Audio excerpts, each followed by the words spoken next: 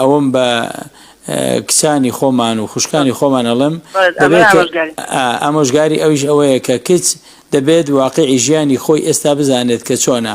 کچ و کوڕ زۆر جیاوازن بۆ مەسەلەی زەواج، زۆر جیاوازە. کوڕێک تا تەمەنی بۆ سەرەوە بڕوا ببێتە 30 ساڵ 35 ساڵ ئەگەری زەواجی زۆر نزیکە، دەتوانێت هەر کاتێک بێوێت زەواج بکات.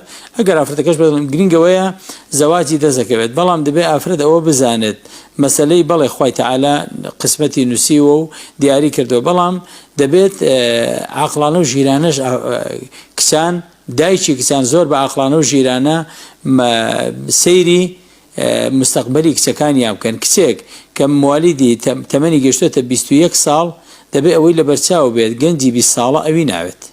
کە گەیشتە 25 ساڵ لە موالیدی 24 ساڵ بۆ خوارەوە کوڕ خوازبێنی ئەو ناکە. کە تەمەنی کچێک گەیشتە 30 ساڵان لە 29 ساڵی بۆ لای ئەگەرەکان من ناڵم هەر نایکە، بۆ ئێمە نەبێتە یاسانی مندایەنم. کە گەیشتە تەمەنی 30 ساڵی موالیدی 29 ساڵ کوڕ بۆ خوارەوە تا 20 ساڵی زەواج لەگەڵ ئەوان ناکە، واتە هەتا بۆ سەرەوە دەڕوا ئافرەت ئەگەری زەواجی کەم دەبێتەوە.